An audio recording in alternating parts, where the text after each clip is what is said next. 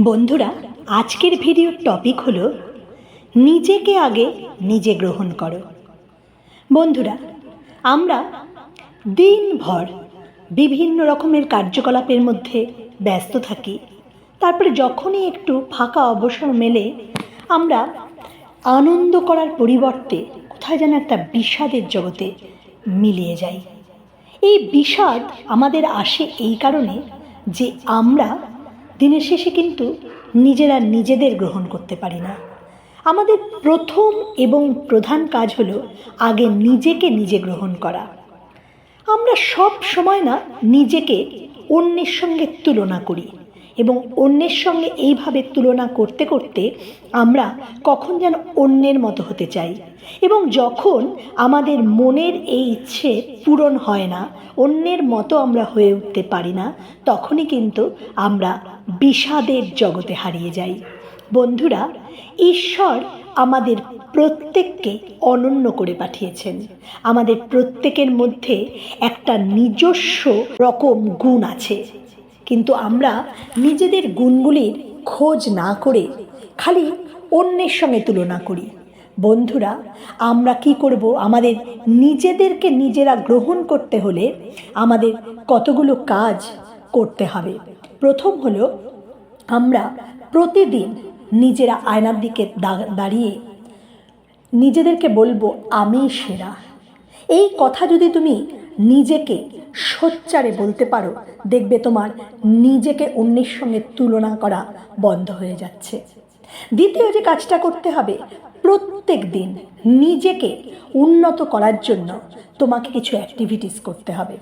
সেই অ্যাক্টিভিটিস হতে পারে কিছু সময় তুমি যোগ ব্যায়ামের জন্য ব্যয় করলে, কিছু সময় তুমি বাড়ির গাছের পরিচর্যা করলে, কিছু সময় তুমি কিছুই করলে না, শুধু বিকেলবেলায় গিয়ে একটু ছাদে হাঁটাহাঁটি করলে।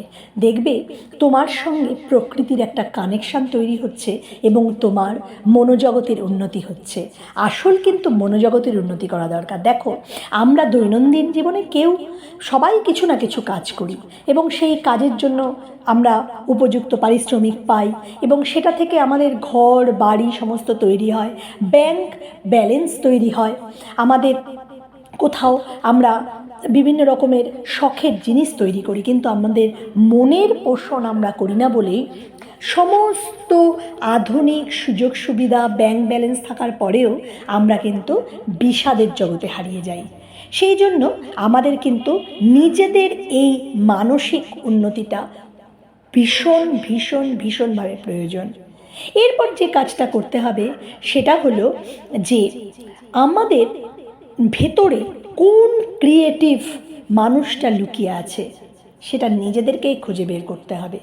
আমি কি বললাম যে ঈশ্বর আমাদের প্রত্যেককে এক একটা অনন্য গুণ দিয়ে পাঠিয়েছেন। ঈশ্বর কোনো মানুষকে কিন্তু ব্যর্থ করে বানাননি। আমরা জানি না যে আমাদের যদি ধরো 2-3 জন সন্তান থাকে, আমরা কি যে কোনো একজন সন্তানকে আমরা সব দিলাম, অন্যদের দিলাম না, এটা করতে পারি? তাহলে ঈশ্বর কেন করবেন?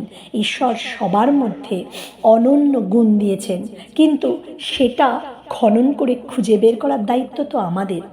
দেখো, তোমার ক্রিয়েটিভ কাজ বলতে বোঝায়, দেখবে এখন সোশ্যাল মিডিয়ার জগতে কিন্তু প্রচুর মানুষ আছেন অনেক ভালো ভালো ভিডিও বানান, নিজের মাথা খাটিয়ে এত সুন্দর ক্রিয়েটিভ জিনিস দেখান, সেগুলো আমরা কিন্তু দেখতে পছন্দ করি, কিন্তু আমরা নিজেরা কখনো সেগুলো খুঁজে বের করতে চেষ্টা করি না। তো আবার সেগুলো দেখতে দেখতে কিন্তু আমরা তুলনায়ও যাই, এ বাবা আমার মধ্যে এই গুণটা নেই, আমি তো ভাবতে পারতাম না। আমরাও ভাবতে পারবো। দেখো, পৃথিবীতে যা কিছু উন্নত জিনিস তৈরি হয়েছে সবটাই কিন্তু আগে মানুষের কল্পনার জগতে তৈরি হয়েছে। তার মানে ভাবো যে আমাদের কল্পনার জগৎটা কতটা শক্তিশালী। সেই কল্পনার জগৎ থেকে কিন্তু জিনিসগুলো বাস্তবের জগতে এসেছে। তাহলে আমাদের মনোজগতে কোনো ক্রিয়েটিভ আইডিয়া সবার আগে তৈরি হয়। সেই জন্য আমাদের মনোজগৎটাকে খুঁজে বের করতে হবে যে আমার কোন ক্রিয়েটিভিটিটা আছে, এবং এই ক্রিয়েটিভ জগতে যখন তুমি ডুব দিতে পারবে, দেখো এই ক্রিয়েটিভ জগৎটা কিন্তু সবসময় তুমি সোশ্যাল মিডিয়ায় বিখ্যাত হবে বা তুমি এটার দ্বারা প্রচুর অর্থ উপার্জন করবে তা নয়, এটার দ্বারা তুমি নিজেকে তৃপ্ত করবে। দেখো, আত্মতৃপ্ত হওয়াটাই কিন্তু দিনের শেষে হচ্ছে আসল কথা। আমরা সমস্ত কিছু থাকার পরে আত্মতৃপ্ত হতে পারি না এই কারণের জন্য যে আমরা নিজেরা নিজেদেরকে খুশি করতে পারি না। তোমার যত বন্ধুবান্ধব থাকুক না কেন, যত আত্মীয় স্বজন থাকুক না কেন, যতক্ষণ তুমি নিজেকে নিজে খুশি করতে না পারবে, তোমার যত কানেকশান থাকুক না কেন, কেউ এসে কিন্তু তোমাকে খুশি করতে পারবে না। বরঞ্চ তুমি যখন খারাপ লাগা বোধে আক্রান্ত হবে, তাদেরকে তুমি খারাপ লাগা বোধ দিয়ে দেবে। কিন্তু তুমি যদি অনেক পজিটিভ এনার্জির অধিকারী হও, নিজেকে নিজে খুশি রাখতে পারো, দেখবে তোমার চারপাশের পরিমণ্ডলটাও কীরকম একটা খুশির আলোতে ভরে উঠছে।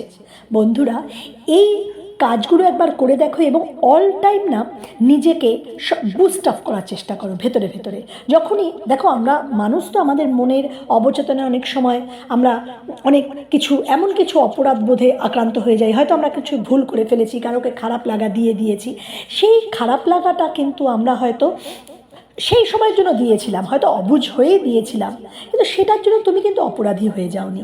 সেটার জন্য তোমার নিজের ভুলটা স্বীকার করে নিতে হবে এবং সেই ভুলটা জনসমক্ষে স্বীকার করতে পারলে কিন্তু তুমি অনেক বেশি নিজেকে নির্ভর করতে পারবে। নিজেকে নির্ভর রাখো, নির্ভর রেখে নিজে গ্রহণ করো, দেখবে সারা পৃথিবীতে তুমি আনন্দ করে বাঁচছো। ভালো থেকো বন্ধুরা, দেখা হবে পরের ভিডিওতে।